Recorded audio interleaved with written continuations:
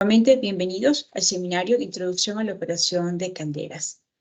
¿Cuál es el objetivo de este seminario? Es proporcionarles a ustedes una visión global de lo que es la operación de calderas de generación de vapor a nivel industrial, con la finalidad de introducirlos en el tema, con la finalidad de proporcionar herramientas para quienes ya tienen años trabajando. Vemos que tenemos un público bastante heterogéneo, hay gente que es aprendiz completamente y hay gente que tiene muchos años de experiencia. También veo por aquí que nos acompañan participantes de nuestros programas de capacitación. Nosotros somos APZ, Ingeniería y Representaciones, una consultora que se encarga de cuidar las calderas, de cuidar los sistemas de vapor. ¿En dónde estamos ubicados? Estamos en Ecuador y trabajamos con América Latina en consultorías, en proyectos, en seminarios y en capacitación industrial. Somos APZ Ingeniería y Representaciones. Yo soy Ana Zambrano. Para los que no me conocen, soy ingeniero químico. Tengo unos 25 años de experiencia en sistemas de generación de vapor. Entonces, un poquito de mi trayectoria: más de 6 años en plantas de ácido sulfúrico, más de 7 años como instructor de sistemas de generación de vapor, también como instructor de manejo de materiales peligrosos.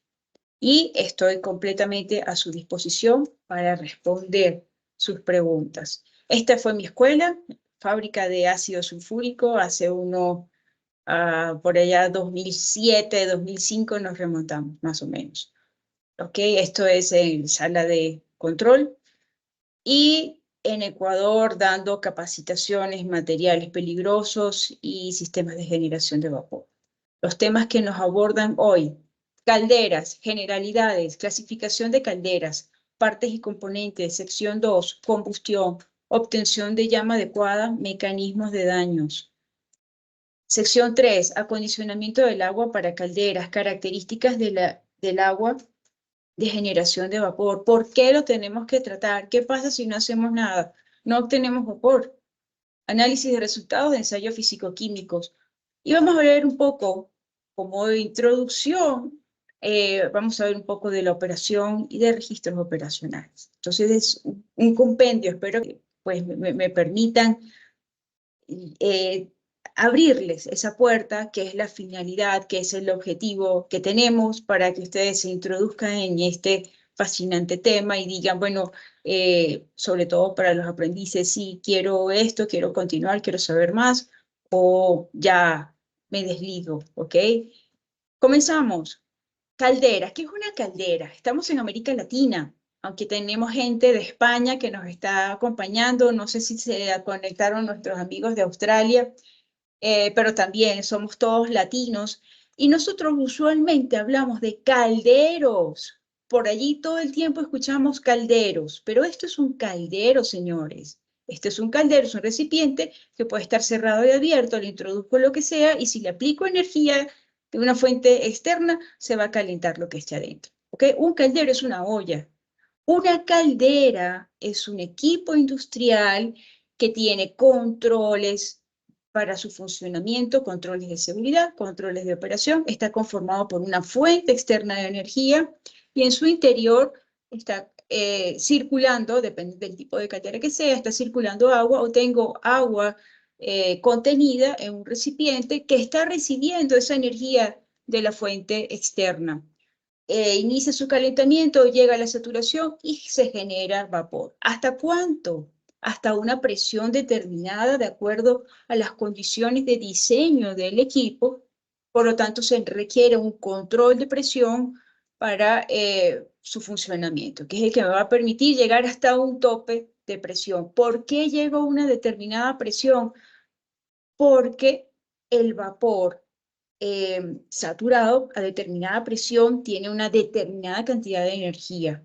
Entonces, ¿en qué se basa los sistemas para elegir que voy a trabajar a 100 PSIG o a 150 o a 300 o a 1000? En función de la cantidad de energía que requiere el sistema que voy a calentar o el uso que le voy a dar al vapor. ¿Okay? Porque puedo tener vapor que se emplea para mover maquinaria o puedo usar vapor para calentamiento de sistemas para calentamiento de equipos. En función de esa energía que me demanda mi proceso, entonces se fija la presión y en base a ello busco un equipo que me supla estas necesidades. Y ese equipo es una caldera de generación de vapor. También hay calderas para obtención de agua caliente y por lo general trabajas muy cerca a la presión atmosférica. Okay, entonces, primera cosa, ¿sí? Hablando técnicamente todos, planeemos el lenguaje, esto es una caldera. ¿Okay? La caldera consiste en un recipiente cerrado conformado por dos zonas. La zona de agua, que es donde está contenida nuestra materia prima, la que va a cambiar de fase, y la zona de fuego. ¿Okay? Esa zona de fuego bien puede recibir las llamas de la combustión de un combustible, o bien puede recibir los gases calientes que estamos hablando para recuperar la energía. ¿Qué es la energía? La energía es lo que nos mueve. La energía es la capacidad de transformación. ¿Okay? Podemos definir la energía de distintas maneras porque hay muchos tipos de energía. Pero haciendo una conclusión nos lleva todo a capacidad de cambio. Si nosotros podemos movernos de un punto A a un punto B, entonces tenemos energía. Si no nos podemos mover, si estamos incapacitados, ¿ok? Para tener una transformación, carecemos de energía. ¿Para qué utilizamos el vapor? ¿En qué requerimos energía? Los distintos procesos de transformación de la industria, estamos necesitando calentamiento, al menos calentamiento de tanques, de un reactor, de un equipo, de un mezclador. Necesitamos energía para calentar, necesitamos energía para mover maquinaria, necesitamos energía para cocinar. Entonces, esa energía la pudiéramos tomar directamente de una combustión, ¿ok? Entonces, generamos quemamos un combustible, obtenemos una llama y esa llama pudiéramos aplicarla directamente al sistema de nuestro proceso, el sistema de transformación de nuestro proceso. Pero resulta que esto nos llevaría a el material que voy a emplear tiene que ser un material que resista altas temperaturas. Por otro lado, es un poco difícil controlar el tema de la llama y de la cantidad de energía que está recibiendo. Tener puntos calientes puede llevarnos a un deterioro del material que estamos nosotros transformando, del material que estamos calentando. Entonces necesitamos como un intermediario, como algo que nos permita controlar mejor el proceso, pero que además aproveche el máximo de la energía de la combustión. Pudiéramos hacerlo directo o conseguimos un intermediario que es el vapor. ¿Okay? ¿Por qué el vapor? La versatilidad del agua. Primero, aunque estamos rodeados de agua en nuestro planeta, ¿okay? Sabemos que el recurso como agua dulce es escaso, pero aún así es de fácil acceso y es muy económico, además, el acceso al recurso. Entonces, primero, tenemos el tema de la facilidad de acceso. Segundo, tenemos la versatilidad en cuanto a la transferencia de calor. ¿Por qué? Todo el combustible que quemo, ¿okay? Puede ser absorbido por el agua en su totalidad. ¿Puede ocurrir? Sí, en un proceso ideal, ¿sí? Siempre hay algún escape de energía. Pero básicamente todo el combustible que quemo puede ser transformado a vapor, puede ser absorbido por el agua. Los gases pueden salir de la caldera si quisiera, si tuviese los materiales adecuados, ligeramente por encima de la temperatura ambiente. ¿Okay? Y eso me permite tener una eficiencia muy alta. ¿Okay? Sí, como todos los equipos industriales, tenemos algunas pérdidas energéticas. Sabemos que por la chimenea se nos va una enorme cantidad de energía, pero también estamos ya bastante instruidos y bastante prácticos en cómo aprovechar esa energía y entonces ganamos eficiencia y nos aproximamos más hasta el 97%, incluso podemos superarlo. Entonces, la versatilidad del vapor es que puedes absorber una gran cantidad o la mayor parte de la energía que entrega el combustible y toda la energía que absorbe para cambiar de fase la entrega en el proceso. Ahora, cambiando de fase nuevamente, pasamos a absorción de energía para transformar el agua a vapor, y cuando el vapor viaja a través de los serpentines, chaquetas, etcétera, entrega toda su energía, se convierte en condensado, ha transferido el total de la energía que se empleó para el cambio de fase, y esa agua caliente, que es el condensado, lo puedo retornar al sistema. O sea, es la versatilidad que se tiene, que nos permite aprovechar la energía de forma controlada, porque las temperaturas a las que va a llegar el vapor al proceso siempre van a ser muy inferiores a las temperaturas que tenemos en la llama y en los gases de combustión. Entonces eso nos permite controlar. Cuando trabajamos con vapor saturado, el vapor saturado, conocemos la presión, conocemos todo. ¿Sí? El vapor saturado es súper amistoso en ese sentido. Y cuando nosotros conocemos todo de un recurso en procesos industriales, lo podemos controlar. Sé que siempre se PCIG cuál es la temperatura del vapor, cuál es el volumen que está ocupando ese vapor, por lo tanto sé de qué tamaño tienen que ser las líneas, qué va a pasar si se enfría, a qué temperatura puedo llegar, cómo se va a comportar ahora el volumen de ese material durante el enfriamiento, hasta qué temperatura voy a llegar. Puedo conocer de todo de él y lo puedo entonces controlar. Esa es la versatilidad del vapor. Sí, hay calderas que son de aceite térmico. El aceite térmico solamente se va a calentar y enfriar, calentar y enfriar. ¿Okay? La cantidad de energía que va a transferir va a ser siempre menor en comparación con la energía que transfiere el vapor. Cuando uso aceite térmico, cuando necesito temperaturas más elevadas de las que me puede dar el vapor a una presión razonable. ¿Okay? Entonces, si yo no tengo el sistema dispuesto para que me soporte altas presiones, que eso me lleva a tener espesores de pared en los equipos, que también lleva un costo asociado. Si yo no puedo permitir altas presiones en el sistema, pero necesito una temperatura superior a 250 a 300 grados centígrados, entonces puedo utilizar aceite térmico, trabajo a bajas presiones, trabajo con mayor temperatura, pero a sabiendas que la cantidad de energía que se transfiere, aunque estoy a más altas temperaturas en comparación a que si lo hiciera a través del vapor, siempre va a ser menos. ¿Okay? ¿Cuáles son los criterios para definir una caldera? ¿Okay? ¿Cómo sé yo qué tipo de caldera es la que me conviene? Si yo estoy nueva en un proceso, estoy creando una industria, ¿cómo sé yo qué debo buscar en el mercado para suplir una necesidad de vapor? ¿Okay? Lo primero que necesitamos saber es para qué voy a usar el vapor. ¿Cuánta energía voy a necesitar de ese vapor? Entonces, temperatura y presión requerida. Tipo de vapor, ¿en qué lo voy a usar? Capacidad o cantidad de vapor requerida, que está asociado, por supuesto, a la cantidad de energía. Disponibilidad del combustible. ¿Qué tengo? ¿Dónde estoy ubicado? ¿Qué tengo de disponibilidad de combustible? Voy a usar gas natural, voy a usar gas licuado de petróleo, ¿ok? Voy a usar biodiesel. No, voy a aprovechar la energía de unos gases de combustión que están sobrando por ahí en la planta vecina, ¿ok? Entonces, eso me define mucho el tipo de caldera.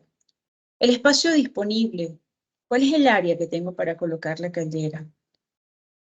Eficiencia. ¿Qué tipo de caldera quiero? ¿Cómo va a ser esa tecnología? Presupuesto.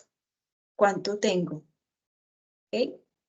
Y en base a ello, entonces puedo definir mi caldera. Por ahí un poco más allá, abundamos en, lanzamos nuestra cotización hasta aquí, podemos definir qué queremos y ahora elaboramos una cotización y la distribuimos 20 casas comerciales y vamos a obtener 20 cotizaciones y la gama va a ser enorme, no se asusten si tienen desde $15.000 hasta $1.000.000 si quieren, ¿ok? Para un mismo tipo de caldera que dé la misma temperatura, la misma presión, el mismo tipo de vapor, ¿ok? La misma cantidad de energía y van a tener todo un abanico en cuanto a costos, porque está asociado por mucho con la eficiencia, la tecnología que estoy utilizando, los materiales y las garantías, ¿ok? ¿De dónde viene esa caldera? ¿Local o externo? Régimen de funcionamiento, y por ahí tengo la tecnología que está asociada.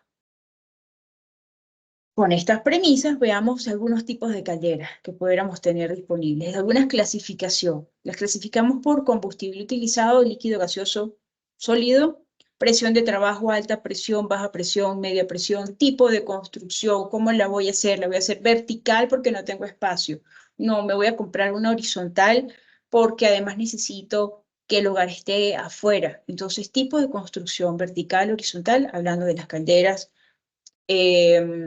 pirotubulares. Y hablando de las calderas acuotubulares, entonces en función de aprovechar la mayor cantidad de área de transferencia de energía en menor espacio, puedo tener calderas tipo A, tipo O, tipo C, tipo D, y vamos a ver un poquito de ellas más adelante. Circulación dentro de los tubos. Las calderas son de alta presión o de baja presión. ¿Qué? Alta presión por lo general son acuotubulares y baja presión son pirotubulares. Sin embargo, hay acuotubulares que son de baja presión y ya vamos a ver algunas configuraciones también. Y otra clasificación está por la capacidad de producción de vapor. Esta capacidad de producción poco la usamos en América del Sur, pero sí es muy utilizada en América Central, en Europa. De hecho, viene esta clasificación desde Europa y está en todas las normas de sistemas de generación de vapor, que está dado por cuán grande es mi caldera. Que no puedo comparar, por ejemplo, el tema de emisiones de una caldera que me genera 70 kilogramos por hora de vapor con una caldera que me genera 20.000 kilogramos por hora de vapor y regirlas ambas bajo las mismas concentraciones de emisiones que salen al ambiente. ¿Okay? Porque obviamente la de 20.000 kilogramos por hora me estará eh, botando al ambiente cerca de unos 8 toneladas por hora también de gases de combustión, ¿okay? Y la de 70 kilogramos me va a estar botando unos 25 o 30 kilogramos por hora de combustible o de gases de combustión al ambiente. Entonces, las masas son muy distintas y las concentraciones pues tienen que ir abocadas a ellos para poder ser coherentes, ¿ok? En cuanto a el impacto ambiental que se pueda tener por este tipo de operación. Bien, veamos clasificación de calderas, ¿ok? En cuanto a el tipo de combustible, ¿ok? La clasificación por tipo de combustible. Quemadores de combustible líquido. Ya sabemos, petróleo, aceite, parafina, diésel, búnker. Quemadores de combustible sólido, acerrín, carbón, leña, cáscaras de arroz, cualquier tipo de combinación, bagazo de caña, etc. Quemadores de combustible gaseoso, gas licuado, tenemos gas natural, que es el más económico a nivel industrial, tenemos ahora calderas de hidrógeno, que son supremamente eficientes y supremamente delicadas. Tenemos calderas eléctricas que no tienen quemador, ¿ok? Tenemos también calderas de recuperación de calor que no tienen quemador, pero sí una fuente externa de calentamiento, que por lo general son gases de combustión.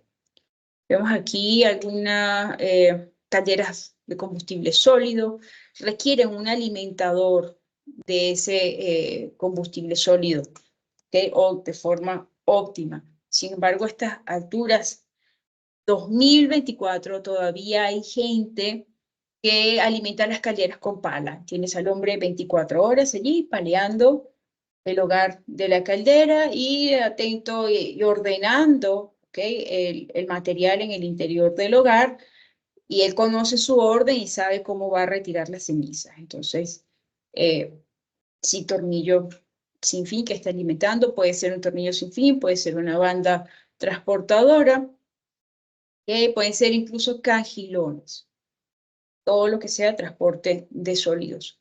Esos gases de combustión entonces viajan hacia lo que sería este primer paso, el hogar, si tuviese un quemador en su interior. Y luego de ahí se distribuye hacia los distintos tubos, los gases de combustión se van entonces a una chimenea, mientras se genera vapor en el interior de lo que sería una caldera de tipo pirotubular. Pirotubular porque los gases van en el interior de los tubos, fuego por los tubos. Estas calderas tienen una particularidad muy importante porque como en todos los tipos de calderas hay un control de nivel. Tenemos que cuidar que esos tubos por donde están circulando los gases de combustión nunca se queden sin agua. Entonces es importantísimo el control de nivel. Cuando hay alguna emergencia por bajo nivel de agua de la caldera, en los sistemas normales se emite una señal para que el quemador se apague. O sea, se emite una señal de cierre de las válvulas del combustible y eso ahora impide que el quemador siga en marcha. ¿Cómo hacemos en este tipo de calderas? Que sí existe un control de nivel, ese control de nivel nos da alarmas. Ese control de nivel nos paraliza la alimentación, podemos configurarlo para que paralice la alimentación del tornillo sin fin. Ese control de nivel puede paralizar el ventilador, el motor del ventilador. Al paralizar el motor del ventilador no hay comburente, la llama se apaga, pero hay una inercia. Y con el nivel de agua de la caldera que está eh, en una altura muy pequeña, a veces no tenemos el tiempo. A veces la inercia de los gases de combustión que se generan con la llama es muy larga para el tiempo que tenemos de seguridad en el sistema. Entonces, ¿qué tenemos que hacer? ¿Okay? Allí pues hay tecnologías que están emergentes en las cuales se dispone una chimenea de seguridad aquí a un costado y se cierra el paso de los gases de combustión hacia el lado donde se encuentra el agua y esos gases se van hacia la chimenea. Entonces, igualmente el control de nivel paraliza la alimentación, paraliza el comburente y se cierra. Aquí tengo una automatización para que se cierre esta compuerta y se abra una compuerta de una chimenea alterna. Con eso podemos tener seguro el sistema. Aquí tenemos un hogar de una caldera alimentada sin ninguna tecnología externa. Vemos acá una caldera de una central azucarera, el hogar de esa caldera de la central azucarera. Aquí se alimenta todo el combustible, que es el bagazo de caña. Los gases viajan entonces hacia una caldera pirotubular, ¿okay? Que puede ser de 2 pasos, y aquí salen los gases de combustión hacia un recuperador de energía. Tenemos combustibles líquidos. Esos combustibles líquidos me definen el tipo de quemador. Ese quemador tiene la particularidad de atomizar. Tiene la gran misión de atomizar adecuadamente ese líquido para que se combine con el aire, ¿okay? Y ahora nos permita que sea una combinación perfecta, que arda adecuadamente, que no haya partícula de combustible que quede sin arder, que no se me creen gotas y caigan y se depositen en el fondo del hogar, lo cual es muy peligroso. ¿Por qué es muy peligroso? Porque es un combustible sobre el cual no tengo control. ¿Okay? Es un combustible que no se quema, que se acumula, que puede arder solo, y peor aún si tengo periodos on-off en los cuales no tengo llama, ese combustible está allí, el hogar está caliente y puede gasificar. Al gasificar, incrementa la presión en el interior del hogar y al hacerse el barrido puede ser insuficiente. Cuando hay chispa, ¡boom! ¿Okay? Entonces, puede causar explosiones en el hogar. Entonces, tiene la gran misión, los quemadores de combustible líquido, de proveer una excelente atomización. Quemadores de combustible gaseoso. ¿Okay? Fíjense que estamos hablando de quemadores. O sea, la caldera puede tener el mismo cuerpo, el mismo volumen de almacenamiento de agua, el mismo número de tubos y puedo trabajar con distintos tipos de quemador.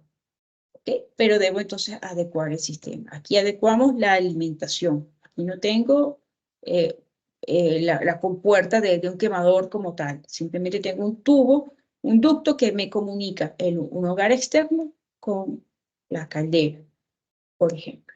Los quemadores de combustible gaseoso no necesito atomización, no tengo las boquillas de atomización, simplemente necesito proveer una mezcla excelente entre el aire que es transportado desde el soplador, desde la atmósfera a través del soplador, y los gases, sí, los gases de combustión o el combustible gaseoso, mejor dicho, para que se va a mezclar con ese comburente y me va a generar una llama. En este esquema particular es un quemador de última generación que tiene microprocesadores, servomotor microprocesado para aperturar la entrada de gas al sistema, servomotor microprocesado para la cámara de mezcla aire combustible, sí, servomotor microprocesado para la apertura o la clapeta de esa como una persiana que abre que me permite la entrada de aire al sistema. Y tengo además el motor de soplador con un variador de frecuencia que me permite entonces mover tanto aire como combustible esté ingresando. Y gracias a estos microprocesadores, entonces puedo tener una mezcla óptima para distintas posiciones de llama, para distintas intensidades de llama, lo cual me permite graduar el flujo de calor.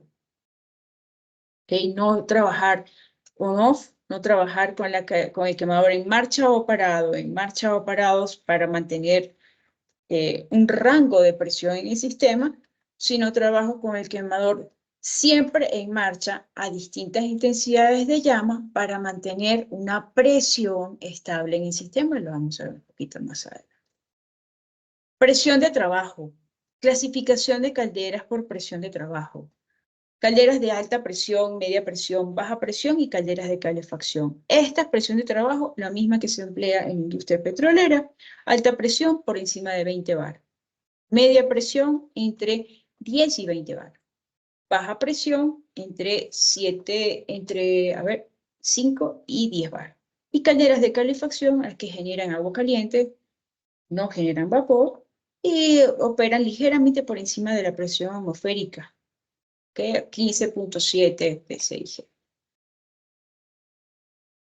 Clasificación de las calderas por capacidad, lo que les comentaba que rige en Europa y también en América Central. Veamos las categorías A, B, C, D. Calderas categoría A, aquellas que generan más de 7.500 kilogramos por hora de vapor o que tengan una superficie de calefacción mayor a 200 metros cuadrados. Cualquiera de los valores que sea mayor. ¿Qué es una superficie de calefacción mayor a 200 metros cuadrados? ¿De dónde obtengo esos 200 metros cuadrados? Es perímetro del tubo por longitud del tubo. Ahí tengo el área que me proporciona un tubo. ¿Cuántos tubos tengo?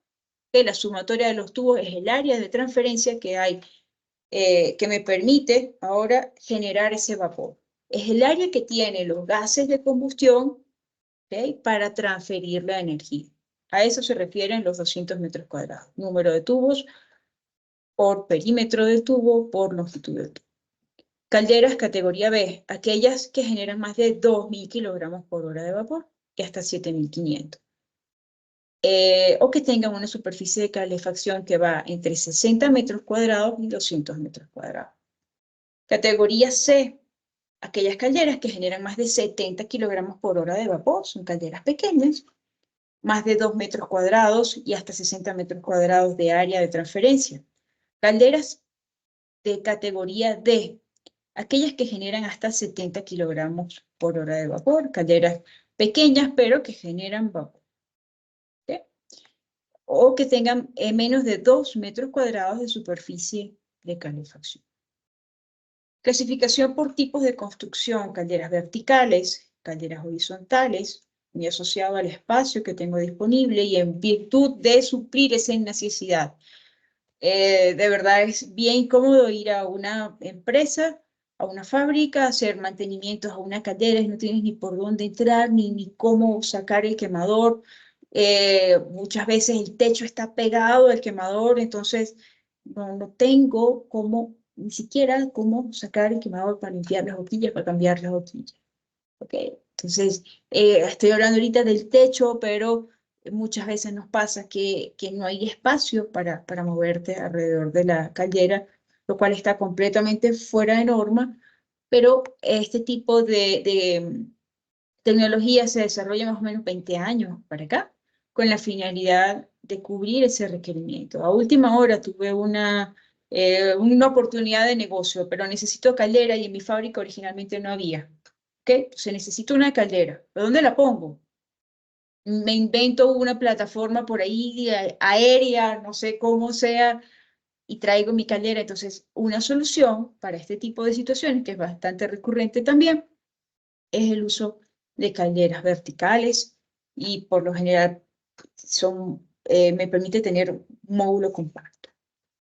Circulación de alimentación, clasificación por circulación de alimentación. Tengo las calderas pirotubulares, ¿okay? Donde los gases de combustión viajan a través del interior de los tubos, calderas de tipo acuotubular, donde lo que va por el interior de los tubos es el agua, ¿okay? Tengo un domo superior, un domo inferior, una circulación de agua, ¿en virtud de qué? En virtud de la diferencia de presión que existen entre estos dos domos. El agua asciende, el agua desciende, ¿ok? Y asciende y en el camino se genera vapor. Y burbujea el vapor en el interior del domo superior y tengo entonces esa circulación continua del agua a través de los tubos. Los tubos son los que están percibiendo los gases de combustión directo. Puedo tener el quemador en esta área que vemos aquí libre. Aquí puede estar el quemador, puede estar en el interior entre los dos haces de tubos. Esta es una caldera de tipo O, ¿okay? Por la forma que tiene los tubos y cómo se comunican entre ambos domos.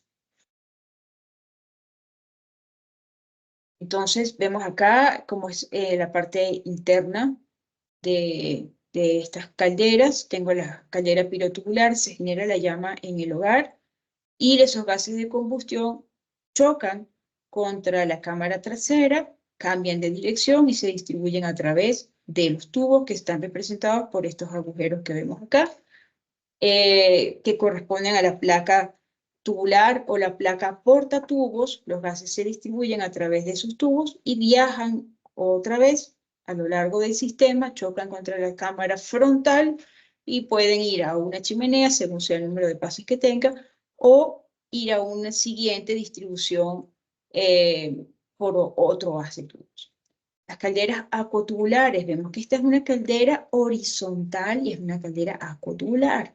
¿Cómo así? Los gases de combustión que pueden tener un solo pase y se van a una chimenea, o pueden tener dos pases, chocan y regresan y se van a una chimenea. En este caso la chimenea está en la parte posterior, así que es un solo pase. Se genera la llama, eh, el agua, ¿ok? Está siendo transportada a través de la espiral de tubos que se encuentra rodeando las paredes de la caldera, ¿ok? Y a través de esa espiral de tubos está ocurriendo entonces el calentamiento y la generación de vapor. Vemos aquí la válvula de seguridad. Y esta es una caldera acuotubular, ¿ok? Tipo D, aquí los tubos vienen, tengo una cortina de tubo que me hace una D en el sistema, aparte de la circulación que existe entre los domos, tengo una cortina de tubo que hace una D. En esta zona que vemos acá, que estoy señalando, se tiene el quemador. Se genera entonces la llama y tengo estos tubos que están viendo primero la llama, los llamamos entonces recalentadores. ¿Okay? Y tengo los tubos que están, los siguientes que ven la llama, que son los que comunican los dos domos, son tubos que corresponden al evaporador, y los tubos bajantes, ¿okay?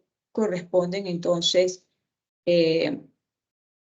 a parte del evaporador, y puedo tener una siguiente cortina de tubos, no sé si lo tengo aquí, creo que no, que corresponderían a un economizador. Entonces, los gases de combustión, ¿cómo viajan? Se generan en esta parte central y viajan a través de los tubos, a través de las cortinas de tubos, siendo entonces la temperatura en estos puntos más fría, más caliente que en este, aquí más fría que en el quemador, y cada vez más fría hasta que llega a una chimenea. Y en el camino, entonces estoy también de igual manera aprovechando esa energía a través del área de transferencia que me proporcionan los tubos, y que además me permite el tránsito del agua que está siendo refrigerante de los tubos. Es importantísimo que el material que está siendo calentado por los gases de combustión nunca permanezca sin refrigeración. La refrigeración es el agua, y esa refrigeración es la que me permite la generación de vapor. Vemos acá otra clasificación de calderas. Tengo calderas mixtas, unas calderas en las cuales tengo un hogar externo, una caldera de biomasa, combustibles sólidos, y se tiene haz de tubos, ¿okay? Por donde hay una circulación de agua. Esa agua corresponde entonces a un precalentamiento que va luego a generar vapor en el interior de la caldera. Tengo entonces acuotubular en el hogar y perotubular, donde tengo la generación de vapor. ¿Puede ocurrir generación de vapor en el hogar? Sí, por supuesto, es la zona más caliente del sistema, ¿ok? Y me permite entonces equilibrar la transferencia energética en el interior de la caldera, y que nunca llegue el agua fría en esta zona. ¿Okay? Son calderas que también les dicen piragua, calderas mixtas. Aquí hay otro tipo, con el principio similar, pero ahora todas las paredes están cubiertas con agua. En lugar de tener refractarios, preferiblemente se aprovecha esa energía con calentando agua, precalentando el agua al sistema. Y vemos aquí hay una transferencia entonces de vapor, acumulador de vapor que se inyecta ahora en la parte superior de la caldera. También podemos aprovechar energía en este tipo de hogar. Se requiere además aprovechar energía en este tipo de hogar con el precalentamiento del aire, porque una particularidad de las calderas de biomasa es la necesidad de que el aire entre caliente. De lo contrario, es como un autosaboteo de la combustión. Entonces, se requiere, por lo general, este tubo que vemos acá es un tubo que está transportando aire que se precalienta en el propio hogar previo a la inyección para ser partícipe de la combustión en el sistema. Son configuraciones que se dan con la finalidad de buscar eficiencia, de obtener mayor aprovechamiento de energía. ¿Qué otras configuraciones tenemos? Esto es una tecnología española, en la cual se tiene un quemador de alta potencia dispuesto en la parte superior de la caldera. Los gases de combustión se generan en el hogar, pero no es una caldera acuotubular porque no hay agua por los tubos, al menos no en el interior de la caldera. No es una caldera pirotubular porque no tengo tubos tampoco. Entonces es como una olla dentro de otra, ¿ok? Entonces se generan los gases de combustión, chocan contra una cámara y se distribuyen y van hacia una chimenea. Un ánulo por los cuales viajan esos gases y se van finalmente a la chimenea. Pero en la chimenea tengo un serpentín por el cual está viajando el agua, que aquí esto es el panel de la propia caldera. Son calderas, son de las tecnologías que recién surgen con la finalidad de aprovechar el máximo del espacio. se tiene una bombita de alimentación de agua centrífuga normalísima que trabaja a temperatura ambiente, que no hay desairador, no hay precalentamiento del agua. El agua se precalienta con la chimenea, los gases de chimenea. Y se alimenta entonces al ánulo que está conformado como ese olla dentro de otra, que tiene una zona de agua y tiene una cámara de vapor. El agua aquí está entrando a 90 grados centígrados con el aprovechamiento de esta energía. Claro, entra gasificada, no entra sin aire y sin dióxido de carbono, lo cual no es muy favorable en el sistema, pero son calderas de acero inoxidable. ¿Okay? Entonces se permiten ese lujo. No hay problemas de corrosión por picadura. Puede haber picadura, pero el acero inoxidable es mucho más duro que el acero al carbón. Otra configuración en búsqueda de eficiencia son este tipo de calderas. Son calderas verticales también, pero son acuatubulares. Fíjense que tengo inyección de vapor para precalentar el agua. Tengo una bomba que succiona agua precalentada, agua temperada, y me alimenta la caldera por la parte inferior de los tubos. Hay una circulación de agua y en el camino, porque estoy viendo la llama, están recibiendo la energía de la combustión, se va generando vapor, se acumula ese vapor, va a proceso, ¿ok? Y aquí tengo donde está la flecha azul, se tiene entonces el quemador. O sea, son tecnologías que se desarrollan en función de la búsqueda de la eficiencia. Como esta, también hay calderas que son de resistencias eléctricas. Últimas tecnologías, ¿ok? Dadas, aquí hay otro matiz. No solamente buscamos eficiencia, sino buscamos también reducir el impacto ambiental. Esto es un quemador que se desarrolla con la finalidad de bajar al máximo las concentraciones de NOx al ambiente. ¿Okay?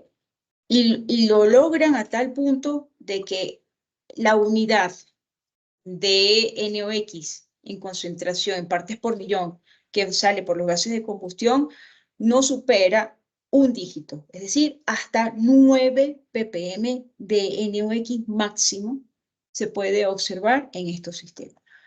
¿Cómo se logra? ¿Por qué se tiene NOx en los gases de combustión? Se tiene NOx porque no se controla la temperatura de llama, porque la temperatura de llama supera los 1200 grados centígrados. Tengo esta situación, se me van a formar NOx. ¿Cómo hago para que la temperatura de llama esté por debajo de 1200, que no supere 1200, que esté en 1950, que esté en 2000? ¿Ok? Muy fácil lograrlo cuando trabajamos con gas natural, pero cuando trabajamos con combustibles líquidos no es tan fácil lograr esto. Entonces, ellos lo que hicieron fue crear una especie de campana, podemos decirlo así, ¿sí? Es como una mampara por la cual se distribuye el combustible. ¿Okay? Aquí tengo el principio de funcionamiento del quemador. Se generó la chispa. ¿Okay? Tengo la fotocelda que está viendo la llama. El combustible se distribuye a través de toda la cámara. Ya no tengo una boquilla, sino tengo como muchas microboquillas que me están haciendo un abanico a través de toda la cámara y se prende el quemador. De esa manera tengo una perfecta mezcla entre el aire y el combustible y una generación de llama de este estilo. ¿Que puedo incrementar? Sí, puedo incrementar, pero la forma en que se está dando la combustión me impide que las temperaturas sean demasiado elevadas y la formación de NOx es prácticamente nula. Además de eso, este tipo de quemador me permite tener una perfecta rampa de calentamiento del sistema cuando arranco, cuando mi caldera está fría. Debo siempre crear un calentamiento gradual. Entonces aquí particularmente estoy colocando los pisos térmicos que se dan para los curados de ladrillo. ¿Ok? Curados de ladrillo, curados del refractario. Si yo tengo un quemador que solamente tiene 2 posiciones de llama, tengo 2 boquillas, una boquilla de menor intensidad, una boquilla de alta intensidad. Cuando aprendo el quemador, por supuesto voy con la de baja intensidad, pero pasan pocos minutos, 2 minutos, 1 minuto y medio, 3 minutos, ¡pam! Y aparece la llama alta. Cuando ocurre eso, tengo un calentamiento muy brusco en el sistema y puedo tener agua, puedo tener vapor, qué sé yo, en 45 minutos, en 1 hora, ¿sí? Pero son calentamientos muy bruscos y no todas las calderas están en capacidad de soportarlo. ¿Por qué no? Dependiendo del tamaño de la caldera, dependiendo del ambiente en que se encuentra. Recordemos que los refractarios son materiales porosos, ¿okay? Queramos o no, son materiales porosos. ¿Resisten altas temperaturas? Sí, está bien, pero son materiales porosos. Cuando tengo un material poroso, ¿okay? Pensemos en una esponja, como exageración.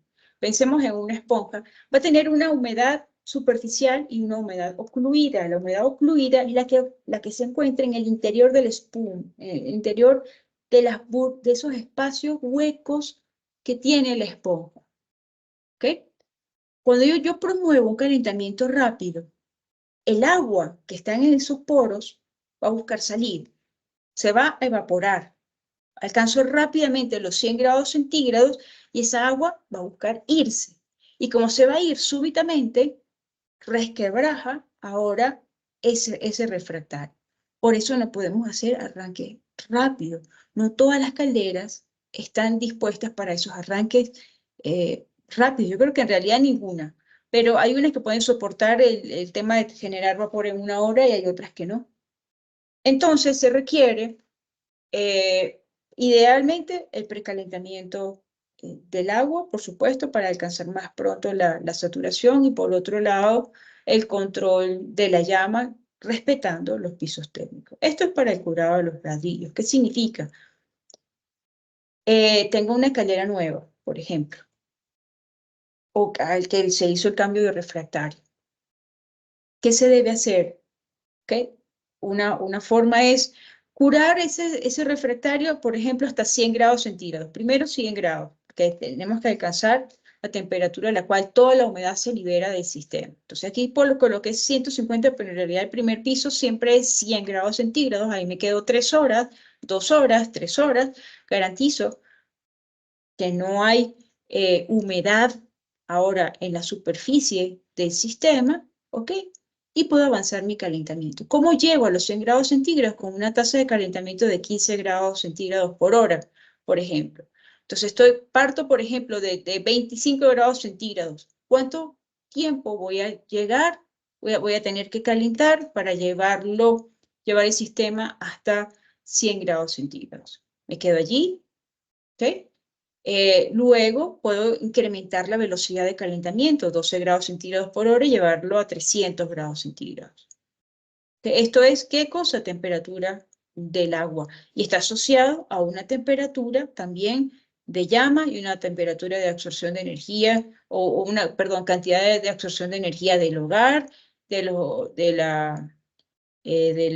refractario. Veamos componentes de una caldera pirotubular. ¿Okay? Primero y más importante que todo, el refrigerante, el control del nivel de agua, y aquí la entrada de agua, que se la puse al final, pero control del nivel de agua, lo primero que debo tener. Mi sistema, un panel de control que se encarga de recibir las señales de los controladores, valga la redundancia, del sistema, recibir las señales de quién, de presión, de nivel, de temperatura, si son calderas térmicas, ¿okay? De que tengo llama o no tengo llama en función de los dispositivos de seguridad del quemador. Y en base a esas señales que se reciben, entonces se programa una acción. Se aperturan válvulas, se cierran válvulas, ¿ok? Para eso es el panel de control. Se encienden motores. Quemador. Estas son partes, ¿ok? El quemador, que es el dispositivo que me permite la obtención de la energía. Ya sabemos que puedo tener quemador o no. Puedo tener en lugar de un quemador resistencias eléctricas. Misceláneos, soportes, todas las calderas tienen soportes para poder ser izadas y transportadas y colocadas en el sitio final, desde la fábrica hasta el transporte y del transporte al sitio final. ¿Ok?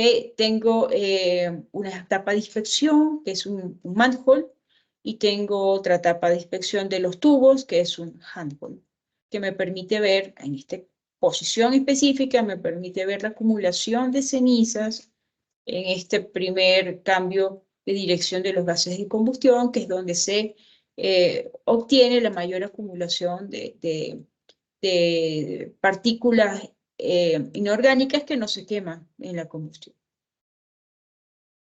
Entonces vemos que el controlador de nivel, en este caso, panel de control y el quemador.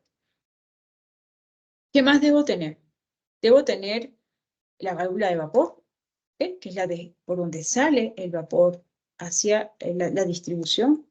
Debo tener un controlador de presión que no se encuentra en este diagrama, que es el que me permite, me comanda el funcionamiento del quemador siempre y cuando se tenga el permiso de que hay agua, nivel de agua en la caldera. Válvula de seguridad, entrada de agua, por supuesto, el cuerpo de presión, que es el primerito, y el visor de llama. Clave, clave, las calderas deben tener un visor de llama. Así sea la caldera más chiquita que exista, debemos ver cómo está la llama, debemos poder tener esa indicación de combustión. Que vamos a ver un poquito más adelante cómo es el tema de la combustión y los indicadores, pero es clave que podamos ver la llama, porque nos dice mucho de cómo está el sistema. De lo contrario, operamos a ciegas. Okay, vemos acá una sala de calderas en la cual podemos identificar también todos los componentes que hemos nombrado y en este caso también la parte de alimentación de agua. Okay, tengo las bombas de alimentación de agua, aquí tengo el tanque de alimentación de agua a la caldera, el sistema de tratamiento de aguas para la generación de vapor, visto desde otros ángulos de misma sala de caldera, los controladores de presión, el indicador de presión local, que es clave tenerlo, y aquí tengo bueno, más paneles y las válvulas de alimentación de agua del sistema. Calderas acotubulares, eso en pirotubulares. Las partes de las calderas acotubulares, ya un poco les había comentado, el domo superior, que es de alta presión, domo inferior, que es de presión media. La circulación entonces ocurre desde alta presión hasta baja presión y asciende el agua ahora durante la transformación o durante el cambio de fase hacia vapor, burbujea vapor. Tengo los gases de combustión, puedo tener un haz de tubos que sale desde la zona de vapor. Los domos de las calderas acotubulares suelen ser 50% volumen de agua y 50% volumen de vapor. Del lado del vapor podemos tener una cortina de tubos, ¿okay?, que estaría abrazando o cercando la llama, mejor dicho, y correspondería a un sobrecalentador que me permite elevar la temperatura del vapor manteniendo la presión del sistema o ligeramente por encima de la presión del domo. Y eso me permite tener un vapor sobrecalentado y es el vapor seco, ahora libre de humedad, que utilizo para mover turbinas. Bien, indicadores de combustión. Si la temperatura de humo es más elevada de la cuenta, ¿qué significa? Debemos tener un sensor de temperatura en los gases de chimenea. Es clave, que es tan importante como el visor de llama. Si la temperatura de los gases de chimenea se incrementa en el tiempo, estamos perdiendo energía. ¿Y qué pasa si estamos perdiendo energía? ¿Por qué se incrementa esa temperatura? O estamos quemando más combustible o la caldera está perdiendo capacidad para transferencia de calor. La única manera que los gases salgan más calientes es porque ellos no pudieron entregar la energía en la caldera o porque estoy quemando más combustible. Entonces, es un indicador de operación, un indicador clave. Si la concentración de dióxido de carbono es alta, tengo que medir esas emisiones, tengo que medir los gases, la concentración de los gases de chimenea con cierta periodicidad. Una vez al mes es óptimo para llevar los registros internos en planta. Si la concentración de dióxido de carbono es alta, significa un rendimiento óptimo, es decir, tengo una combustión completa. Si los niveles de oxígeno son altos, significa un funcionamiento seguro por exceso de aire. Sin embargo, cuando tengo demasiado oxígeno, también se me hace ineficiente mi sistema y puedo caer ahora en la franja de quemados por exceso de aire. Se me enfría la mezcla y no me permite una combustión completa. Entonces, todo el sistema está sincronizado y acotado. No es ponle todo el aire que sea para que garanticemos combustión completa.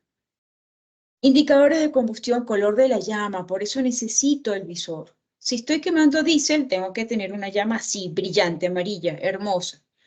Si estoy quemando búnker, también debo esperar una llama amarilla. ¿Ok? Si estoy quemando gas natural, ni de chiste puedo tener una llama amarilla.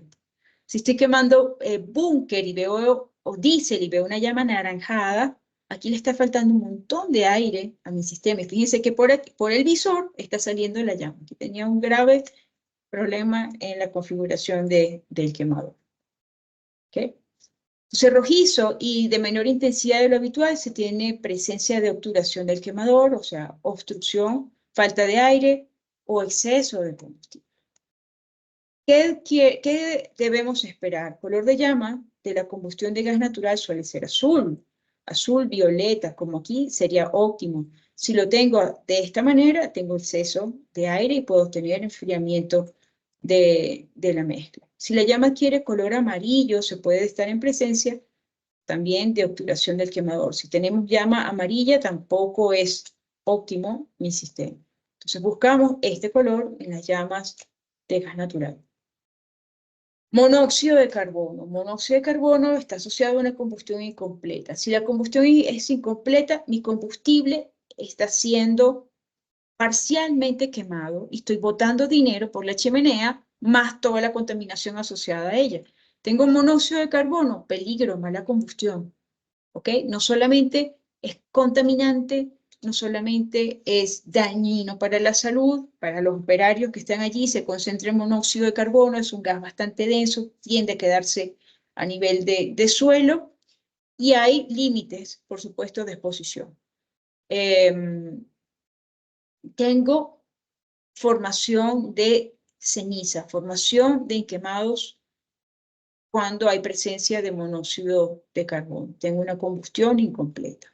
Humo blanco o sin humo significa buen funcionamiento, pero el humo blanco me da otros indicios. Me dice humo blanco cuando hay mucho aire, humo blanco cuando hay vapor.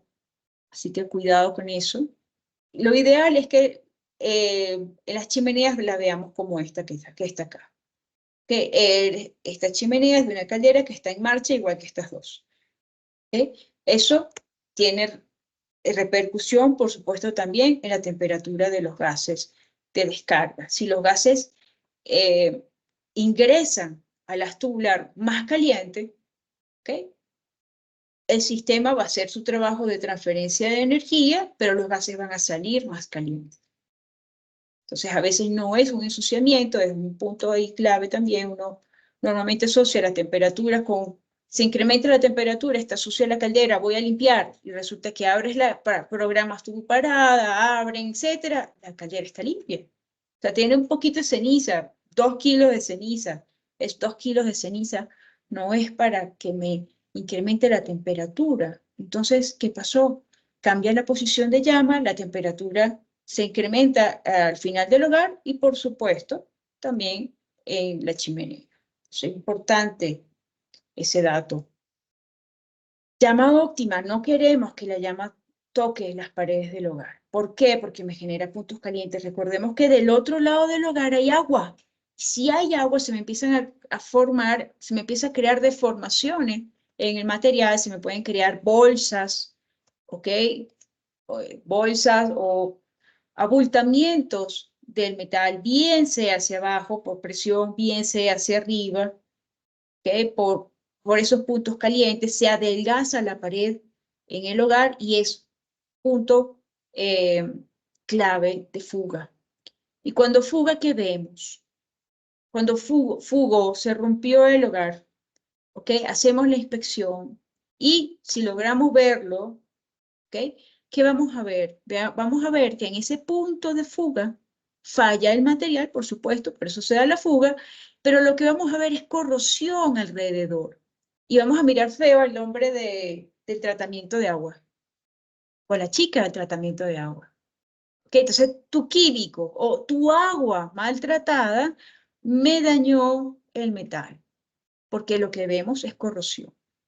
¿Okay? Pero hubo un adelgazamiento de la pared, hubo una incidencia de fuego directo en el metal y eso me causa, entonces, la falla. Ese adelgazamiento de la pared hace que se pierda la capa pasivada del metal que está del lado del agua, empieza a atacar químicamente el agua, sigue su ataque químico, sigue además la incidencia del fuego directo, el metal comienza a ceder y listo. Pero lo que vemos es la corrosión. Entonces, mucho cuidado con estos mecanismos de falla importantes que debemos evitar. ¿Cómo evitamos? Seleccionando la boquilla adecuada. Para la mayoría de los usuarios, la principal causa de los daños está dada por la calidad del agua. Lo que vemos, corrosión, corrosión, corrosión. Sin embargo, hay condiciones operacionales involucradas. La incidencia de la llama contra la superficie de intercambio, el nivel de agua. Muy importante. El ideal es que podamos tener un nivel estable, que no estemos trabajando en una faja de alto nivel, bajo nivel, alto nivel, bajo nivel. Cuando calderas trabajan de esa manera, esa es su forma de operación concebida desde fábrica, siempre vamos a ver una franja. ¿Okay? En el interior inspeccionamos y vemos una franja en el cuerpo dada por una franja que por lo general es blanca, ¿okay? o más oscura, dada por ese cambio de nivel. Operación a baja carga, una mala circulación del agua. A veces tenemos 2, 3 calderas, pero tengo 3 calderas prendidas y uso una. Ok, las otras 2, ahí están, en stand-by, en cualquier momento las necesite, pero puede ser cualquier momento, puede ser cada 10 días o cada 15 días, no sé cuándo la voy a necesitar, por eso yo la tengo allí en stand-by. No tengo circulación de agua, ¿ok? Entonces me puede ocasionar fallas en el metal. Procedimientos inadecuados de arranques y paradas, no cumplir las rampas de calentamiento del sistema. Enfriamiento rápido o vaciado de la caldera a un caliente es grave. Quiero parar mi caldera, vamos a hacer un mantenimiento, pero no tengo mucho tiempo. 3 días, en 3 días mi caldera es de, qué sé yo, 10, 12 toneladas por hora de vapor. Ni en chiste, en 3 días esa caldera está fría, pero es que yo tengo 3 días para pararla. Entonces, fácil, mira, una manera rápida que se te enfríe la caldera es párala, púrgala y métele agua fría. Purga y mete agua fría. El choque térmico que tienes allí es una belleza. Que todo lo que habías cuidado de la caldera durante la operación lo echaste a perder en ese periodo de parar rápido para hacer mantenimiento. Se te va a incrementar los costos de mantenimiento por las fallas que puedes ocasionar gracias a este enfriamiento. Que si lo hago una vez, de repente no implica que es acumulativo, sí, por supuesto, pero si no lo hicieras nunca sería mejor. Periodos de la caldera fuera de servicio sin cumplir un procedimiento adecuado de preservación. Esto es clave. ¿Saben la cantidad de calderas que sufrieron enormes daños durante la pandemia? Porque fueron paradas sin preservación alguna y sin saber cuándo iban a arrancar otra vez. ¿Ok? Eso es clave. Incidencia de la llama contra la superficie de intercambio. El nivel de agua, operación de baja carga, ya lo habíamos hablado. La suma de todos ellos, aunado al incumplimiento de las rutinas, ¿ok? O hacer rutinas incompletas, dan como resultado daños que aparentemente se deben a una baja calidad de agua. Pero es lo que se refleja porque es la corrosión que está allí, es permitirle el paso libre a la corrosión. Veamos algunos de esos mecanismos de daño rápidamente antes de llegar a la parte del agua. Y bueno, ya entramos a la segunda sección, ¿sí? Hablamos mecanismos de daño y abrimos la sección de preguntas. CRIP. Fatiga de metal sometido a presión en sobrecalentamiento lento. Son fallas mecánicas dadas en la parte, dadas por sobrecalentamiento de los tubos, típico en donde, típico en calderas acotubulares. Deformación de estructuras por enfriamiento rápido. Termofluencia rápida. Carburización, fatiga mecánica, fatiga térmica. ¿Okay? Son mecanismos de daño causados por puntos calientes. Fallas mecánicas, químicas, corrosión bajo presión, ¿okay? Corrosión, erosión, corrosión, fatiga, fragilización cáustica, fallas químicas, lado de la combustión, corrosión por cenizas fundidas. Esas cenizas que se van acumulando son materia inorgánica, muchas de ellas son sílice, muchas de ellas son metales que hacen parte de la combustión, son esos metales que no se queman, no son combustibles y se transforman en cenizas, se acumulan y se funden con el metal. Allí tengo un punto de falla típico. Corrosión por condensación del vapor. ¿Qué pasa si condensa el vapor de agua que es transportado por los gases de combustión? ¿Qué es la combustión? Combustión es combustible que está conformado por carbono, oxígeno, nitrógeno, azufre y otros contaminantes. En presencia de oxígeno y de calor se transforma en CO2 y agua. Siempre se va a transformar en agua, siempre que el combustible contenga hidrógeno. Usualmente el combustible contiene hidrógeno. El aire que estoy utilizando para la combustión contiene humedad. Así que tiene un aporte de agua por la humedad del aire, un aporte de agua como producto de la combustión, más el resto de los componentes que se están quemando. Si apago la caldera, ¿ok? Y permito además ese enfriamiento, por supuesto, apago la caldera y voy a barrer, y voy a eliminar los gases del hogar, de los tubos, ¿ok? Desalojo por la chimenea, y en la chimenea lo primero que vemos con fallas de corrosión si nuestro combustible contiene azufre. Ese CO2 es lavado por el agua que va a condensar esos gases, se transforma en ácido sulfúrico y el ácido sulfúrico no perdona el metal. No va a parar la corrosión hasta que no se acabe el metal o hasta que no se acabe el ácido. Alguno de los dos, pero el ácido se va a quedar impregnado en la superficie. Del lado agua tengo corrosión, bajo o alto pH, causada por bajo o alto pH, corrosión por oxígeno, corrosión de los metales nobles, cobre, ¿ok? Presencia de dióxido de carbono me va a formar ahora ácido carbónico en el condensado y va a comenzar a trabajar ese bajo pH sobre la superficie de las líneas de condensado y de vapor, por supuesto, provocando fallas, fugas. Corrosión bajo depósitos. Corrosión bajo depósitos es súper peligroso. Fíjense, tengo esta corrosión generalizada, puedo tener depósitos y puedo tener incrustaciones causadas por la presencia de dureza en el agua y debajo de las incrustaciones tener corrosión.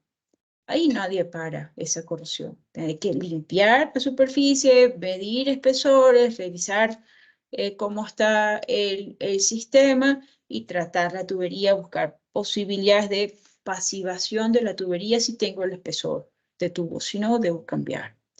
Incrustaciones, por supuesto.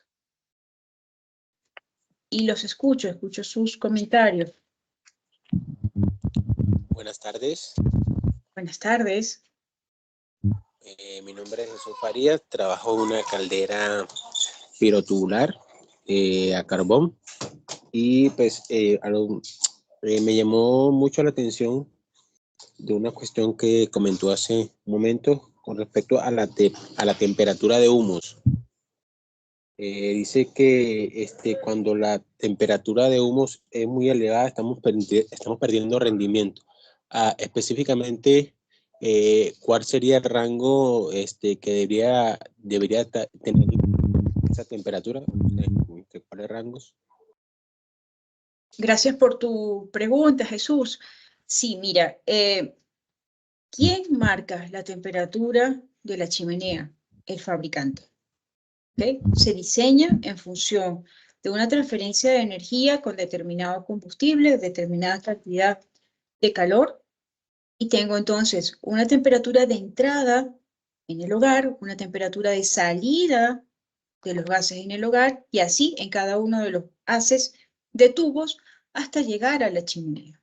Entonces, esa temperatura te la debe de estar en los datos de la caldera. ¿Qué es lo normal? Una caldera pirotubular que trabaja a carbón. La temperatura normal de las calderas, de los gases de combustión en la chimenea, siempre es por encima de los 180 grados centígrados. ¿Ok? ¿Y cuánto debería esperar yo que sea máximo? 230, 240 grados centígrados. ¿Ok? Allí debería, en cualquier de ese rango, debería estar trabajando las calderas pirotubulares de acero de carbono normalitas. ¿Ok? ¿Por qué 180 grados centígrados? Porque es que la temperatura de condensación de los gases de combustión está rondando los 160. Nos vamos siempre por arriba para evitar la condensación de esos gases y entonces poder, y evitar entonces tener agua en el último haz de tubos, agua en la chimenea y evitar la corrosión. Esa es la razón. Si nuestras calderas están trabajando con otros materiales, ¿ok? Entonces podemos darnos el lujo de tener temperaturas más bajas, de aprovechar más energía en la propia caldera. Excelente. Bueno, yo por lo menos últimamente vengo haciendo un análisis de esa temperatura de combustión y ella se mantiene alrededor entre los 180, a veces llega a 199.4, 5 y allí se mantiene. Entonces creería yo que estamos dentro de los rangos. Eso es correcto, eso es correcto. ¿Qué es lo importante allí, Jesús? Que tú tengas tu registro, porque lo importante no es anotar siempre el mismo valor, lo importante es poder detectar cuándo ese valor se incrementa y cuál es la tendencia, si va a seguir incrementándose. Cuando has llegado a 199.4, ¿ok? Luego regresa el sistema solo a 185, 186, ¿sí? Sí, sí, efectivamente. Ella pues, hasta creería que cuando hace el proceso de modulación, pues ella tiene un breve aumento en la temperatura y después ella desciende gradualmente, muy despacio y así está, pero está más o menos dentro de esos rangos. Nunca ha pasado de los 200. Pues, apenas llevo operando esta caldera 3 meses y algo, porque pues mi experiencia más está basada en la acuatubular. Pero sí, Ok. estoy aprendiendo a hacer ese análisis que le hacía con la acuatubular y bueno, ahí vamos. Quisiera también hacerle otra preguntita. Sí, Y adelante. es una caldera de 3 pasos. Entonces, cuando se hace el mantenimiento a la unidad, en la pared posterior se acumula mucho yin y a veces prácticamente que hacemos mantenimiento semanal. Entonces, Wow. yo a veces al ingeniero le digo, pero por qué hacemos paradas tan frecuentes si eso afecta el rendimiento tanto de las tuberías como el refractario, así como lo que usted decía allí, que si hacemos un apagado muy rápido, ese refractario va perdiendo cualidades, capacidad de conservar el calor. Pero entonces también me estoy dando cuenta de que en esa pared posterior se acumula mucho, no sé si es por la calidad del carbón, no sé qué otros factores estén incidiendo allí, pero o sea, es una cantidad impresionante que se llena de tal manera que, o sea, no son ni 2 kilos ni 3 kilos, es bastante material. Entonces quisiera saber qué pasa. Sí, sí, es por la... Tienes un carbón que tiene un alto contenido de mineral. El mineral no se quema y es lo que te genera la ceniza. Más o menos equivalente al tema del bagazo de caña. Las calderas de bagazo de caña, que utilizan bagazo de caña, también se tienen que parar casi semanalmente, entre 6 y 10 días son sus periodos de parada, justamente porque se tapan los tubos. Es una cosa bárbara y sí, es por la cantidad de minerales que estás conteniendo en el carbón. Puedes hacer un análisis de costos. Yo sugeriría hacer un análisis de costos de la materia prima versus el tiempo de no producción. ¿Okay? Y analizar si hay algún proveedor de carbón que tenga mejor calidad de carbón. Pero sí es eso, es por la materia prima. Bueno, excelente. Muchas gracias. Veo que no estoy tan perdido. Lo que he estudiado, lo poco que he Chévere. estudiado, pues gracias por la oportunidad y pertenecer pues al grupo. Ahí vamos aprendiendo. Genial, bienvenido siempre. ¿Alguna otra pregunta? Sí, sí. La última pregunta es para finalizar. Usted comentó, yo vi ahora, sobre el color de la llama, ¿no? Sí. Estas trabajan con quemadores de gas natural. Vi que la llama tiene que ser un poco azul o violeta, ¿no? Medio morada, ajá. Y Correcto, eso es lo óptimo. bueno, después le mando una foto para que vean. Yo la veo completamente amarilla, esa No, llama. grave Ahí hay un porque hay... problema. Y con la crisis de gas que tienes allí, estás botándolo sin Ah, aprovecharlo. o sea, ahí hay un exceso de gas o de Exceso de aire, gas. Exceso de tipo de gas. gas. Bueno, o uno o el otro, o exceso de gas o falta de aire. Ok. Bueno, muchísimas gracias. Y bueno, la felicito de verdad por su ponencia, de verdad que tiene un gran talento. Saludos de Venezuela a todos. Gracias, Alexander. Hablaremos en esta sección acerca del acondicionamiento del agua para la generación de vapor.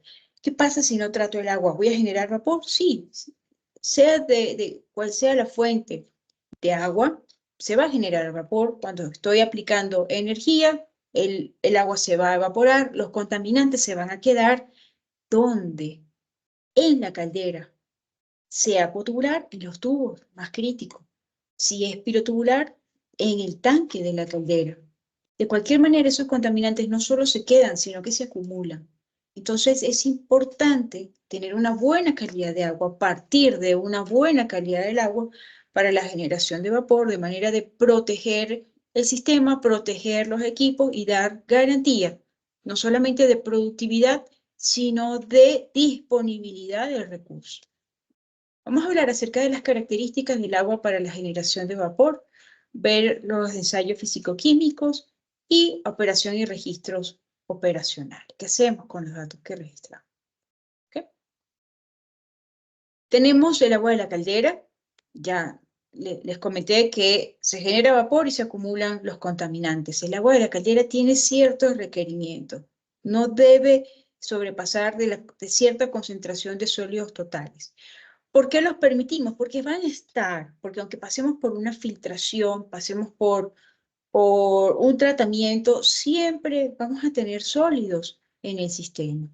Cuando trabajamos con químicos, los químicos por lo general van a causarme presencia de partículas, y esas partículas son sólidos, hacen parte de los sólidos totales. Entonces aquí hay algo importante que denotar. Por una parte, la presión de la caldera.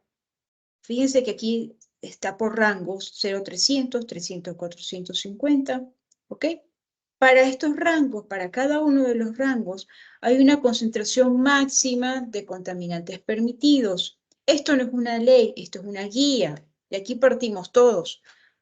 Y es muy benévola esta guía, en realidad, pero nos sirve como eso, como punto de acotamiento.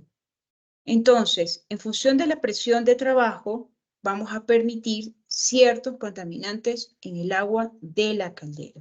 Esa agua, esos contaminantes pueden ser sólidos totales hasta 300 pSig, nos permitimos 3.500. Alcalinidad total máximo 700 y sílice entre 75 y 100. Y vemos que en la medida que el rango de trabajo en cuanto a presión es mayor, la cantidad de contaminantes permitida en el agua de la caldera, lo que está en el interior de la caldera, es cada vez menor. Menos concentración de contaminantes es exigido cuando la presión se incrementa. ¿Por qué? Porque es más difícil la separación, porque los riesgos son más críticos cuando las presiones son más elevadas, porque los daños en el sistema son más críticos cuando la presión es más alta, la temperatura también es más alta. Tengo más sólidos, más rápido se van a fundir esos sólidos que si tuviese temperaturas más bajas o presiones más bajas, equivalencia. ¿Okay? Entonces, tenemos restricciones en las concentraciones de los contaminantes en función de la presión. ¿Por qué restringimos los sólidos? Porque se funden en la superficie del metal, porque me generan espumas cuando la concentración de los sólidos disueltos es muy alta. Se me genera espuma en el sistema, ocupa esa espuma el espacio que debería ocupar el vapor. Tengo ahora reducida la distancia de descarga de vapor y voy a tener arrastre de agua con el vapor. Eso me contamina el vapor y, por supuesto, todas las líneas de distribución de mi recurso térmico.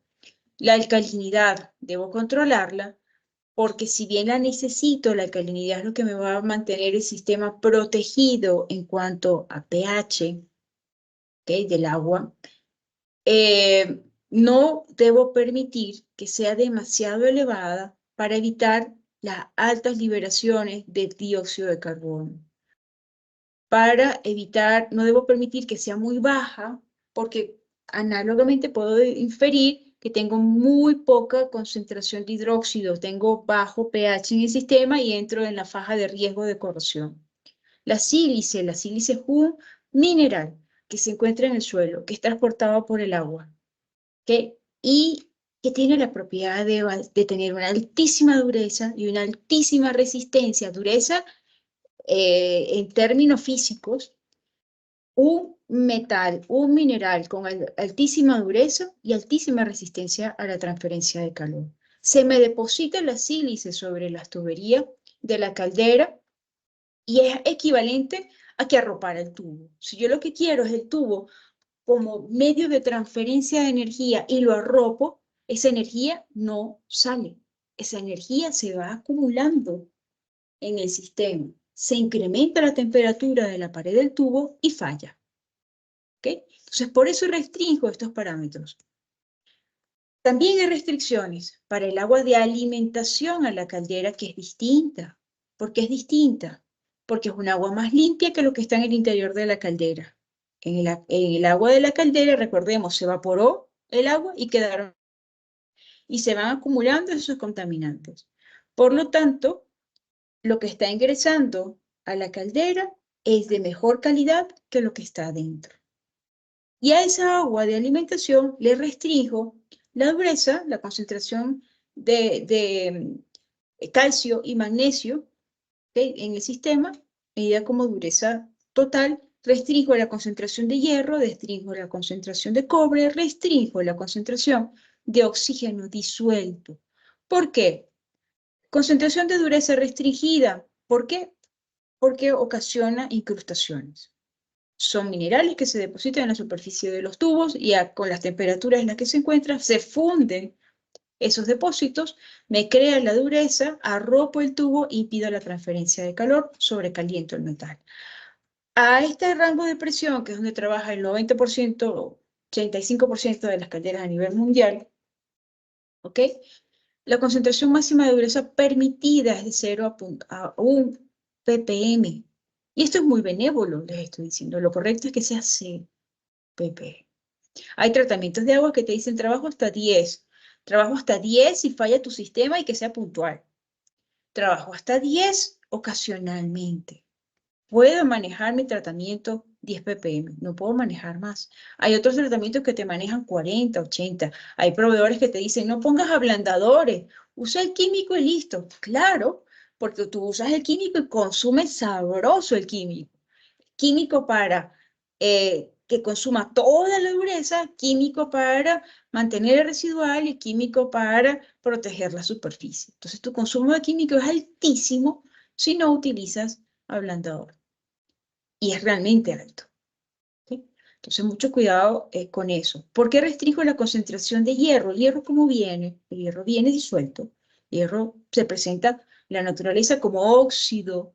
Y introducir óxidos, igualmente del cobre, a la caldera es equivalente a sembrar la corrosión. Ya comienzo a tener allí en juego los electrones andando en el sistema. Tengo un metal, tengo un cuerpo metálico, tuberías metálicas por todos lados y le permito el viaje de los electrones a través del óxido de hierro. Presencia de magnetita y comienza a atacar el hidrógeno y comienza a atacar el hidróxido al metal y el oxígeno al metal. Entonces, no puedo permitir libertad en la concentración de hierro disuelto en el agua. No puedo permitir libertad en la concentración de cobre. ¿Y de dónde salen ellos? Salen de las tuberías. Si es el medio de transporte del agua, tuberías de cobre o tuberías de hierro, acero al carbono que contiene hierro, entonces puede estar bien, pueden verse afectadas por la corrosión, puede estar deteriorándose y tener disueltos esos metales en el agua. Oxígeno. 0.007 partes por millón es 7 partes por billón. 7 ppb. Eso es lo que me exigen y tan crítico que es para todos los rangos de presión, igualmente que la dureza. ¿Ok? Entonces, ¿por qué? ¿Por qué me restringe el oxígeno? Presencia de oxígeno en el agua, el oxígeno como gas se encuentra disuelto en el agua y como muchos otros gases de la atmósfera también son disueltos en el agua, solvente universal. El oxígeno disuelto me ocasiona corrosión en el sistema, principalmente esa corrosión tan desagradable que es la picadura que me está además restando espesor de metal. Entonces es importantísimo restringir la concentración de oxígeno disuelto en el agua. ¿Cómo? ¿Cómo logramos controlar el oxígeno disuelto en el agua? A través de un desairador. El desairador me permite una eficiencia, puede tener una eficiencia hasta del 99% y eso me lleva a tener 0.5 ppm de oxígeno disuelto, por ejemplo. ¿Okay? 0.5 ppm. Dice, pero ya con eso es suficiente. Miren lo que me exige. 0.007 ppm. Y con una eficiencia del 99% tengo esta cantidad de oxígeno disuelto. Debo llevar esta concentración de oxígeno disuelto a esta concentración. ¿Cómo lo hago si el desairador no me lo permite? ¿Puedo hacerlo con el desairador? Sí, logrando mayor eficiencia. ¿Cómo? Incrementando la presión en el desairador, restringiendo la descarga del vapor, ¿ok? Hacia la atmósfera, es decir, colocándole una válvula, no permitiéndole la salida libre. Yo restringo esa descarga, se presuriza un poco más el desairador. ¿Cuánto? Necesito que se presurice. Necesito que se presurice 3, 4, 5 psi. ¿Ok? Y con eso, ¿qué logro? Temperaturas del agua de alimentación en estado líquido por encima de los 100 grados centígrados. Por encima de los 100 grados centígrados ya no tengo oxígeno disuelto. No tengo oxígeno disuelto, no utilizo químico. Si tengo oxígeno disuelto, aquí ya tengo, y no puedo presurizar el desairador, entonces tengo que aplicar químico para que me consuma los 0.5 ppm, ¿ok? Y mantener mi sistema protegido, evitar las picaduras y evitar la corrosión. ¿Okay? Eso desde el punto de vista de adecuación de agua. Hay otras corrientes que están por allí que te dicen, yo no trato el agua, yo trato el metal. Si el problema lo sufre el metal, yo trato el metal. Entonces, ¿qué hago? Utilizamos polímeros fílmicos, ¿ok? Que me hagan barrera entre el agua y el metal. Sí, pero si esas barreras fallan, ¿Qué te da a ti de garantía que esa barrera sea continua, que toda la dinámica del proceso de la generación de vapor no tengas por aquí un pedacito de barrera que falló? Y entonces allí va a atacar el agua porque tu metal está desnudo y tu agua está sin ningún tipo de tratamiento. Alta conductividad, pH por debajo. ¿Ok? El ataque es rápido. Bien. Mecanismo de daños. Fallas químicas, lado de combustión, ya lo habíamos conversado y podemos observar situaciones como esta.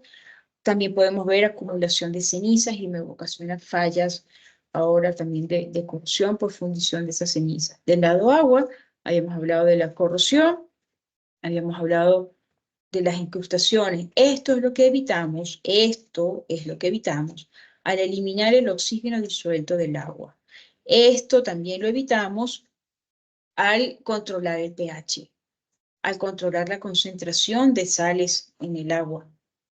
¿Okay? Entonces, ¿podemos mantener unas calderas limpias? Sí, si tenemos un tratamiento adecuado, si cuidamos la alcalinidad del agua, que es lo más delicado para el tratamiento, podemos tener, para que el tratamiento funcione, me refiero, podemos tener calderas limpias. Y eso nos lleva a que al final de la campaña, cuando se hagan las paradas mayores, no tengamos que hacer lavado químico, ni tampoco cambio de tubería. Importancia de registros operacionales. Ahora, como operadores, ¿qué tenemos que hacer? Tenemos que cuidar el sistema. Así esté muy automatizado, tenga paneles de control, tenga registros históricos, que los registros históricos no están viendo la caldera. Importante hacer las rutinas de verificación de operación del sistema, anotar las temperaturas de chimenea, la presión de vapor que se esté trabajando, hacer verificaciones en campo y luego trabajar esos datos. ¿Okay? ¿Para qué me sirve esa verificación de la temperatura de la chimenea donde yo todos los días del mundo escribo 185 grados centígrados? ¿Ok? Entonces ya los operadores se envician y hacen planas, 185 como siempre, 185 como siempre. Lo importante, como les decía hace un momento al compañero Jesús, no es cuando anotas siempre el mismo valor. Lo importante es que puedas detectar el incremento y puedas hacerle seguimiento a ese incremento, porque ahí tú tienes que tomar una decisión. O planificas una parada para inspección y limpieza, o ¿qué vas a hacer con tu sistema que está perdiendo eficiencia? Tu caldera que ya no te está transfiriendo toda la energía que debe. ¿Okay? Entonces graficamos estos datos, graficamos estos valores y se toman decisiones en base a esta data. Importante que se escriban las observaciones de todo lo que pasa en salas de calderas y establecer la firma de responsable del turno. ¿Okay? Purgas de fondo, son claves las purgas de fondo, son claves las purgas de nivel. Si hacemos estos trabajos rutinarios y además que son súper sencillos, podemos evitar fallas en los sistemas. Si no purgamos el nivel, se queda trabado las varillas, se queda trabado la boya, si estamos trabajando con un McDonnell Miller, y me empieza a arrojar fallas para el suministro de agua a la caldera. Que o se tapan la superficie de los sensores, ¿ok? Se cercan la superficie de los sensores, ya no sensan cuando tienen agua, ¿ok? Y la bomba no para viniendo de la caldera. Entonces, podemos evitar estas fallas, podemos evitar paradas de emergencia en los sistemas haciendo trabajo sencillo. Puntos claves aquí en cuanto a tecnologías de operaciones. Si nosotros trabajamos con un quemador que opera on-off, ¿qué ocurre? Venga, tenemos, por ejemplo, el set point en la que queremos tener la presión 180 psi. Y tenemos una señal de encendido del quemador y una señal de apagado del quemador, y el promedio entonces me da el valor del set point. Entonces, supongamos, el quemador enciende a 175 psi y apaga en 185 psi. Recibe la señal, aquí venimos del sistema, está recién apagado, cae la presión, cae la presión, cae la presión, recibe la señal de encendido, pero ¿qué tiene que hacer el quemador? Tiene que hacer un barrido, después de que hace el barrido, ahora sí tengo llama, y después de que tenga llama, en cierto punto el sistema va a responder y va a comenzar, primero tengo que calentar, ¿ok?, el agua, y luego va a comenzar a generar vapor. Cuando comienza a generar vapor a esa presión que ya cayó en 170, entonces ahí voy a empezar a incrementar la presión. Sigue el quemador en marcha, alcanza el punto de set point, 5 psi más arriba, recibe la señal de apagado. Se cierran las válvulas, ¿okay?, del combustible, se apaga el quemador, la presión se mantiene en incremento por una inercia del sistema de calentamiento, ¿ok? Y por el consumo que tengo para descender nuevamente la presión y se repite el ciclo, ¿ok? Fíjense que primero no estoy trabajando nunca en el set point.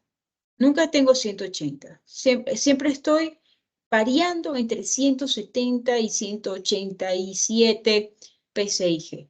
Tengo una variación más o menos de 10, 12 psi, una atmósfera de presión. Y tengo toda esta energía de consumo, toda esta energía de consumo, toda esta energía de consumo. Cuando trabajo o no.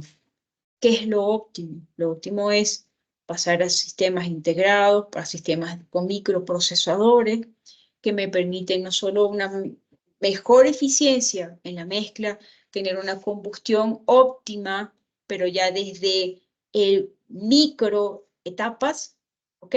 Sino que además me permite trabajar realmente en el set point. ¿Qué significa esto? Significa que el quemador no se va a parar.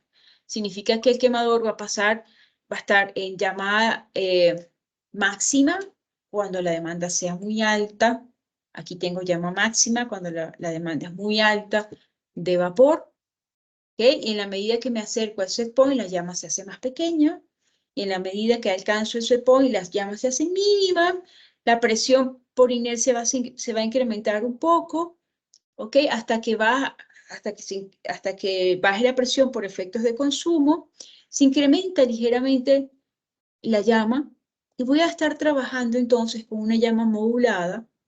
Va a estar en constante cambio el soplador y la válvula que regula la entrada de combustible al sistema, y eso me va a permitir trabajar en una presión estable muy cercana al set point, ¿ok? Y evitarme entonces ahorrarme toda esta cantidad de combustible que quemé innecesariamente. Análogo a esto, la alimentación de agua. Entonces, la operación de calderas no solamente es un tema de tecnología, un tema de sistema instalado, sino también es y comienza en realidad por la conciencia de los operarios. ¿Okay?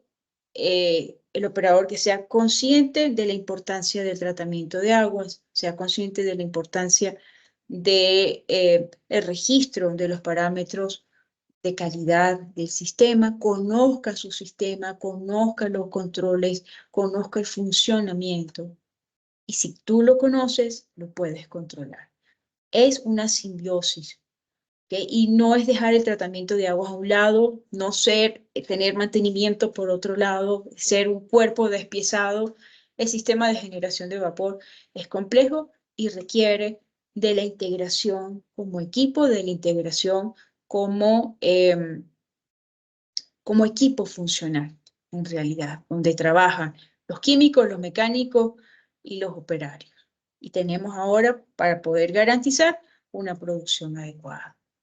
Con eso, pues, abrimos ahora otra vez la sesión de preguntas. Supongamos que tengo las calderas con presión, pero la planta paró y las tenemos a bajo fuego, ellas se van a disparar solas por su alta presión. ¿La purga continua debe permanecer abierta o debo cerrarla? Porque hay una costumbre allí de que para una caldera, claro, tiene presión y puede estar bajo fuego, pero cierran la purga continua. Es necesario por lo menos bajarle a 1 kilogramo, porque trabajamos con 2.5 kilogramos sobre centímetros cuadrados. Sería recomendable bajarla a 1, o sea, pero nunca cerrarla toda, ¿no? Ok. A menos que la caldera, cerramos la caldera, la apagamos, ok, se cierra, pero mientras esté la caldera con presión, así no esté en servicio, es recomendable mantener la purga continua abierta. Mira, las purgas se calculan. ¿Okay? ¿Cuál es la idea, la finalidad de la purga? Mantener una estabilidad en la concentración de los parámetros del agua, de la caldera. Entonces, no me puedo pasar de los 3.500 ppm de sólidos totales. Claro, ¿Okay? claro, claro. No me puedo pasar de allí, pero ¿cómo lo hago? Hago las purgas de fondo porque tengo que ir sacando los lodos que se me van acumulando y me puedo ayudar con la purga continua. Perfecto. ¿Qué cantidad de agua, qué concentración de sólidos tiene el agua que ingresa? ¿Qué concentración de sólido quiero tener en el agua de la caldera? En función de estos dos valores, lo que entra y lo que se me está acumulando en la caldera, se calculan las purgas. Yo no te puedo decir a ti, tienes que, si apagaste la caldera, cierra la purga, o si la está prendida. O sea, en realidad debe existir tiempos de purga. Claro, Con esas claro. concentraciones de entrada y lo que está dentro, se calcula la cantidad de agua que tú necesitas ir desalojando para mantener estable la concentración de los parámetros en el agua de la caldera, que no esté para arriba ni para abajo, que no purgues de más, ni tampoco Claro, te sí. quedes en riesgo del sistema, que Es sea costosa el agua. y el agua y el combustible, porque si tú purgas Claro. de más, estamos botando también combustible. Sí. Entonces, lo ideal es que se calcule y tú puedas decidir, mira, necesito tener un desalojo por la purga lateral que me está arrojando X flujo, necesito que ese desalojo sea, a ver, si tienes calderas pirotubulares, no veo la Sí. necesidad que se mantengan 24 horas. En realidad debe ser calculado y tú puedes definir con ese cálculo son 6 horas, 8 horas. Y además no tiene que ser siempre. Entonces, en realidad, la respuesta es, hay que calcular la purga para saber en realidad cuánto tiempo. No es La que si purga está continua. prendida o apagada. O sea, ese fue el caso de la purga continua. Y la purga de fondo nosotros la hacemos una vez en el turno, cada 8 horas. Se hace, o sea, tres veces al día, la purga de fondo. Todo eso se calcula Perfecto. en realidad. ¿Okay? Bueno, gracias. ¿Alguna otra pregunta? En esto de los cálculos de purga, lo vemos en programas de buenas prácticas operativas y mantenimiento preventivo de calderas de generación de vapor, gerencia de tratamientos de aguas para la generación de vapor. Vemos todo lo correspondiente a las etapas, cómo selecciona las etapas.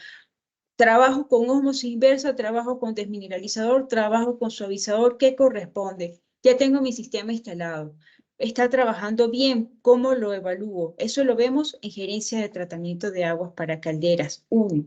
Y gerencia de tratamiento de aguas para calderas 2, hablamos acerca de los costos operativos y costos de mantenimiento, que nos permite tomar decisión además de adquisición de una tecnología u otra. ¿Okay? Nos permite cerrar lo que vimos acá en gerencia de tratamiento de aguas 1. Lo completamos con todo el tema de costos operacionales y de mantenimiento de gerencia de tratamiento de aguas 2. Ahí calculamos cuánto nos cuesta una filtración desde el punto de vista operativo y de mantenimiento. ¿Cuánto nos cuesta el carbón activado? ¿Cuánto nos cuesta el suavizador, la ósmosis inversa, ultrafiltración, desmineralizadores y hasta los CEDI, que son electrodesionización continua del agua que se coloca posterior a la ósmosis inversa? Y tenemos eficiencia energética en sistemas de generación de vapor, donde hablamos de economizadores, de tanques de purga, recuperación de vapor, costos del vapor, costos de las fugas de vapor. ¿Cómo aprovechamos la energía? Basados en normas ISO 50001, Ok, control de la combustión, análisis de costos operativos. Estoy abierta a sus preguntas, a toda la información que deseen y muchas gracias por confiar en nosotros y por estar aquí